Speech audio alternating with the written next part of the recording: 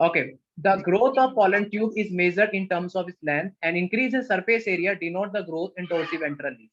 जैसे क्या होता है कि एक पोलन है, उस पोलन की क्या होती है, उसकी पोलन की क्या होती है, पोलन ट्यूब निकलती है, तो ये क्या हुआ, पोलन ट्यूब की ग्रोथ हो गई।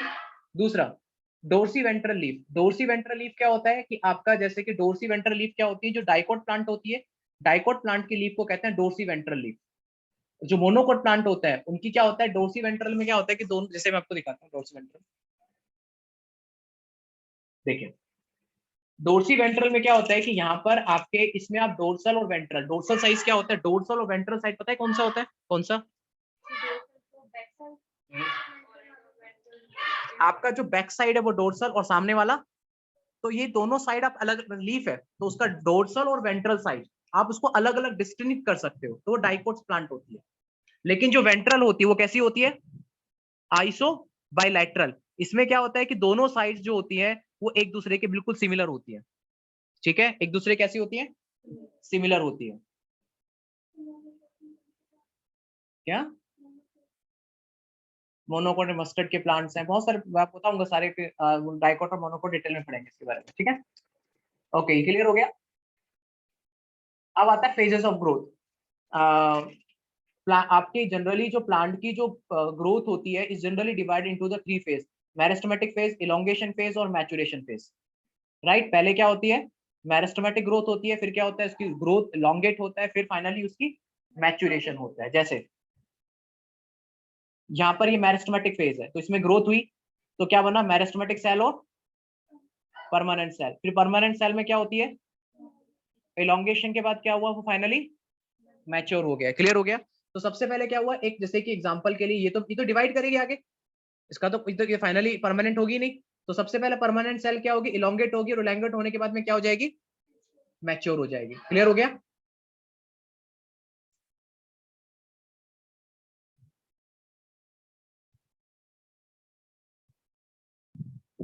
ओके, यहाँ पे देखिए तो किस तरीके से डिवीजन चलता है।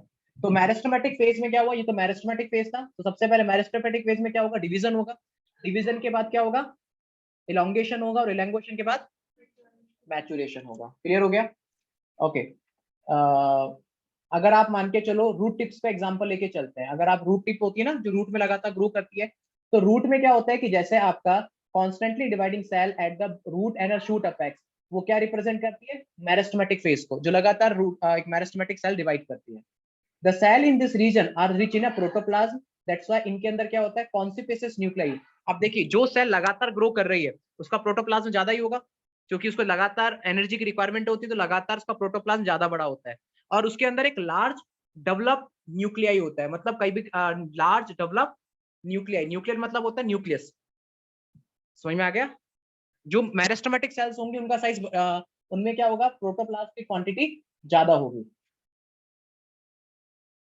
Their cell wall are primary in nature, thin, cellulosic with abundant plasmodesmatal connections. ठीक है, आपकी जो क्या कहते हैं, जो प्राइमरी जो उसकी वॉल होती है, वो इसकी प्राइमरी, देखिए इनिशियली क्या होता है आपको याद है, सेल वॉल में सबसे पहले प्राइमरी वॉल बनती है, फिर उसके बाद सेकेंडरी, फिर उसके बाद, तो जो मेरिस्टेमेटिक सेल्स है तो उनमें तो कोई परमानेंसी आई नहीं है, तो उसकी जो सेल वॉल कैसी होगी, प्राइमरी होगी, थिन होगी, और सेलुलोजिक नेचर की होगी, और उसमें प्रोटोप्लाज्म अबेंडेंट होगा। क्लियर हो गया, क्लियर हो गया, ठीक है। आपको क्लियर हुआ बेटा इशित और Pranay? Yes sir, yes sir. Okay, अब यहाँ पे देखिए जो सेल आपकी इलोंगेशन फेज में क्या होगा, cell proximal just next away from a tip, जैसे ये, जैसे मान के चलो कि ये टिप है, तो ये कौन सी है, ये कौन सी है, ये इसमें लगातार डिवीजन चल रहा है, लगातार डिवीजन चल रहा है, तो उसकी जो ऊपर वाली सेल्स है वो कौन सी हुई, इसमें लगातार डिवीजन चलता रहता है, तो नीचे की तरफ होती है, और जो सेल इससे जस्ट ऊपर की तरफ होती है वो कौन सी होती है, प्रॉक्सिमल सेल। क्योंकि देखिए जो सेल लगातार डिवाइड कर रही है उसमें तो कुछ नहीं है, लेकिन जो सेल डिवाइड होकर न्यू बनी है वो तो उसके जस्ट ऊपर होगी, जस्ट ऊपर होगी ना, ये तो लगातार डिवाइड कर रही है। अब उसमें इलोंगेशन होता है, उसमें क्या होता है, इलोंगेशन, ये तो मेरिस्टेमेटिक जोन है, इसमें तो लगातार डिवीजन चल रहा है, और जो न्यू सेल्स है वो ये रही जो बनी है। अब इसके अंदर इलोंगेशन होता है, उसमें क्या होता है, आपका जो वैक्यूल का साइज इंक्रीज हो जाता है, सेल में क्या होता है, एनलार्जमेंट होता है और न्यू सेल वॉल बनती है, मतलब सेकेंडरी और टर्शियरी। प्राइमरी तो पहले बनी चुकी थी, नहीं समझ में आ रहा बेटा? ओके, और इस फेज की कैरेक्टरिस्टिक्स होती है, मतलब वैक्यूल का साइज बढ़ जाएगा, राइट, और इसके अलावा सेल का क्या हो जाएगा, एनलार्जमेंट होगा। तो इस तरीके की प्रॉपर्टी इसके अंदर चलेंगी।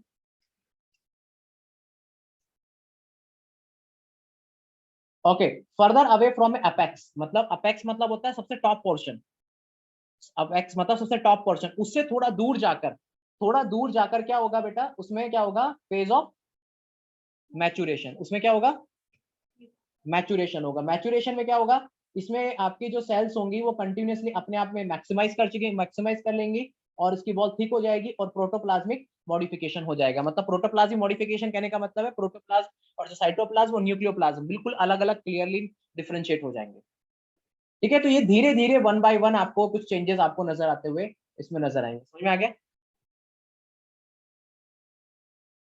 ओके, यहाँ पे देखिए, जैसे आपको यहाँ पे एक सिंपल सा डायग्राम है, ये एक रूट टिप है, राइट। इस रूट टिप का ये देखिए जी पोर्शन है, ये एफ पोर्शन है, ये ई पोर्शन है, ये डी पोर्शन है। तो ये देखिए, इनमें लगातार आपको ग्रोथ नजर आ रही है, ये वही पोर्शन है, लेकिन उसमें ग्रोथ के बाद में देखिए, इनके बाद में देखिए देखिए यहाँ पे आप देखेंगे,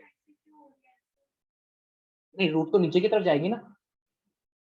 अब यहाँ पे देखिए, इसके बीच में गैप देखिए, जी और एफ के बीच में गैप देखिए, और इनके बीच में गैप देखिए, डी और सी के बीच में गैप, यहाँ पे गैप देखिए, और यहाँ पे गैप देखिए, गैप बढ़ गया, गैप बढ़ गया। तो इसका क्या हुआ है, इलोंगेशन हुआ है। क्या हुआ है, यहाँ पे देखिए बी और ए के बीच में गैप, यहाँ पे देखिए गैप बढ़ गया, ठीक है, और यहाँ पे देखिए, और यहाँ पे क्या है, बी और सी के बीच में, यहाँ पे गैप बढ़ गया, इलोंगेटेड हो गए ये, ठीक है, इलोंगेटेड हो गए। तो ये क्या लगातार क्या हो रही है, इलोंगेटेड होती आ रही है। नहीं समझ में आया? यहाँ पे देखिए दो दो पॉइंट्स के बीच में गैप देखिए, गैप बढ़ गई, ये तो देखिए नॉर्मल थी, ये ग्रोथ हो गई है, तो दो बीच के बीच में पॉइंट बढ़ा है, तो इसका मतलब सेल्स क्या हो गई है, इलोंगेटेड हो गई है। मतलब गैप बढ़ने का मतलब क्या है, इलोंगेशन हो गया। नहीं समझ में आया? ओके, इशित एंड प्रणय दोनों क्लियर हो गया आपको?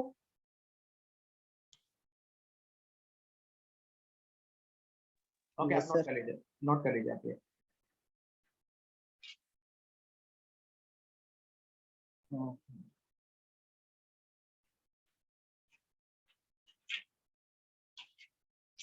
ये नोट